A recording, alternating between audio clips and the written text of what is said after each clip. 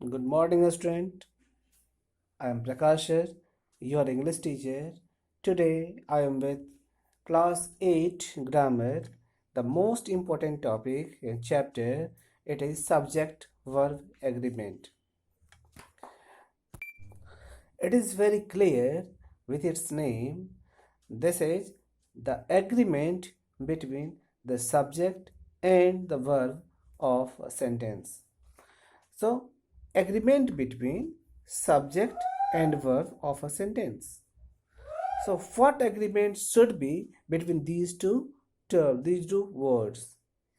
So, agreement should be that this is, or very well that every every sentence has at least a subject and a verb, and both sits along with, and they must be agree in some condition. So, what should be? The first thing is that uh, what should be a verb? So verb should be verb means finite verb. A finite verb must agree with its subject and number and person.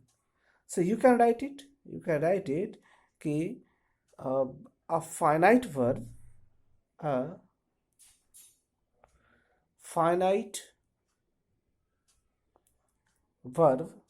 must agree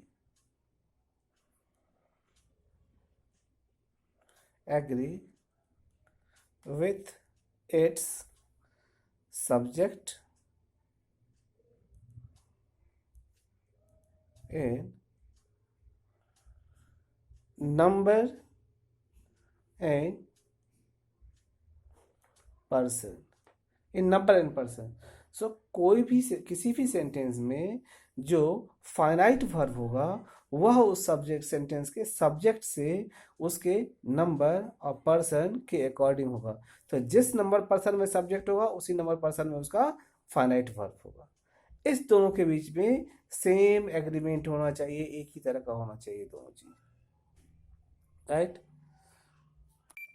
सो हम कैसे यह समझेंगे. अब एक important चीज है कि कैसे हम ये समझें कि ये सब्जेक्ट है और ये वर्ब है. सो सब्जेक्ट को ऐसे कैसे आइडेंटिफाई करेंगे. तो सब्जेक्ट क्या होता है. सब्जेक्ट होता है कि कोई भी पर्सन या कोई थिंग जो कि कुछ करता हो सेंटेंस में या जिसके बारे में कुछ कहा जाता हो. ठीक है. तो इसको इस तरह से कह सकते हैं कि अ पर्सन और a thing that is being discussed, described, or dealt with, dealt with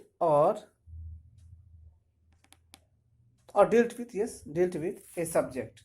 तो सब्जेक्ट को आइडेंटिफाई करने के लिए, सब्जेक्ट को ढूंढने के लिए हमें दो चीजें करनी है. क्या करनी है.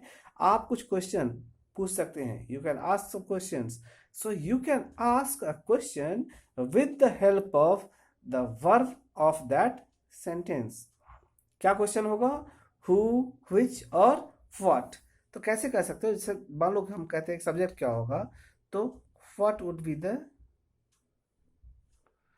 सब्जेक्ट. तो सब्जेक्ट क्या होगा. सब्जेक्ट को कह सकते हैं क्या कि अ पर्सन और थिंग, अ पर्सन और thing that is being discussed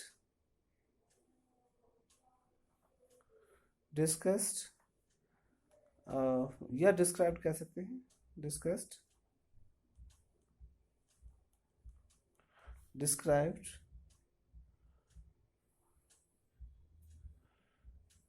or dealt with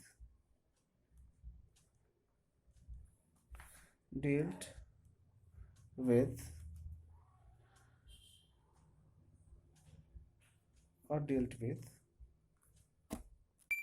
or a person who is doing the action. Who is doing the action. So what shall we do? How can I identify? So we should identify a subject with the help of some question. So question should be, you can ask, क्या ask कर सकते हैं? तो who, which, what. who, which और what पूछ सकते हैं. who, which और what का जो भी आंसर करेगा, जो वर्ड और आंसर करेगा, वह सब्जेक्ट हो. राइट. यह तो हो गया कि सब्जेक्ट को आइडेंटिफाई करना और उसके अकॉर्डिंग एक फाइनाइट वर्ब को रखना. राइट. तो what is finite verb? Finite verb is a verb which change its form according to the subject of the sentence. Sentence के सब्जेक्ट के अकॉर्डिंग अपने फॉर्म को चेंज करने वाला जो वर्ब है, that is called finite verb. और you can say कि वह वर्ब जो सेंटेंस में सब्जेक्ट के नंबर और पर्सन के अकॉर्डिंग अपने आप को चेंज करता है, वह फाइनाइट वर्ब कहलाता है. अब वो फाइनाइट वर्ब क्या क्या होगा और कैसे कैसे होगा, इसको समझने के लिए हमें दो तीन चीज़ों का ध्यान करना होगा. पहले हम इससे पहले टेंस जानते हैं वेरी वेल, बहुत अच्छी तरह से टेंस जानते हैं कि टेंस क्या होता है और टेंस को हम कैसे कैसे पढ़ा था प्रीवियस क्लास में. राइट. अभी जो टेंस को हमें समझना है कि टेंस जब हम पढ़ते हैं तब पढ़ते हैं क्या कि प्रेजेंट टेंस, पास्ट टेंस और फ्यूचर टेंस पढ़ते हैं. तो प्रेजेंट टेंस में क्या होता है कि एक, अब सभी टेंस के लिए हम क्या करते हैं कुछ, अब चलो प्रोनाउन को ले लो, पहले प्रोनाउन को ले लो. तो कितने पर्सनल प्रोनाउन होते हैं? There are 7 personal pronoun. कौन कौन से? I, we, you, they, he, she, it. ये 7 पर्सनल प्रोनाउन है. तो आई और आई, वी, यू और दे. तो वी, यू और दे, ये जो प्रोनाउन है ये कहलाते हैं प्लूरल. ही, शी और इट ये क्या कहलाता है? सिंगुलर. मीन्स कि अगर सब्जेक्ट में ही, शी और इट होगा तो सिंगुलर वर्ब आएगा, और वी, यू और दे होगा तो प्लूरल वर्ब आएगा. ठीक है. आई, कभी subject according to the tense ये चेंज होता है.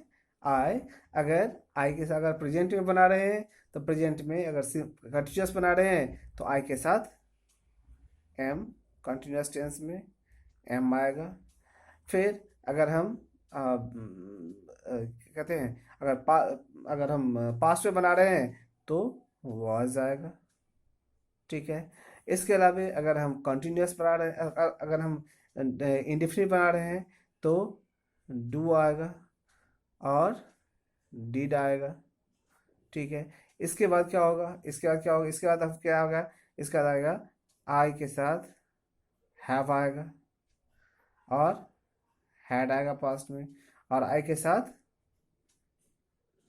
शैल भी होता है. आई के साथ शैल को तो छोड़ो. तो ये क्या हो गया? Do, does, did, am, was, have और हैड.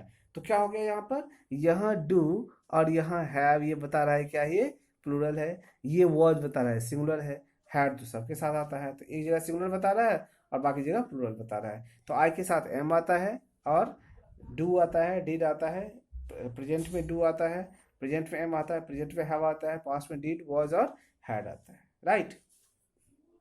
इस तरह से हम कह सकते हैं क्या कि यह जो प्रोनाउन की बात है, प्रोनाउन को इस तरह समझ लेंगे. ही, शी और इट के साथ सिंगुलर, और यू, वी, यू और दी के साथ प्लूरल. राइट. कुछ एग्जाम्पल ले लो. जैसे करते हैं, कैसे लिखते हैं कि I do not go to market. I के साथ डू आया. उसके बाद आई एम प्लेइंग फुटबॉल. ठीक है. अब यहाँ आई के साथ एम आया. फिर I was a student of this school. I was a student of this school. ठीक है. I have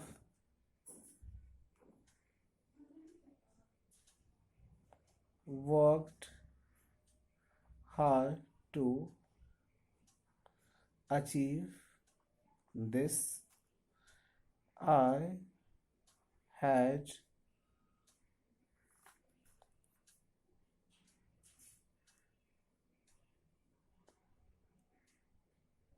something for you, but could not find.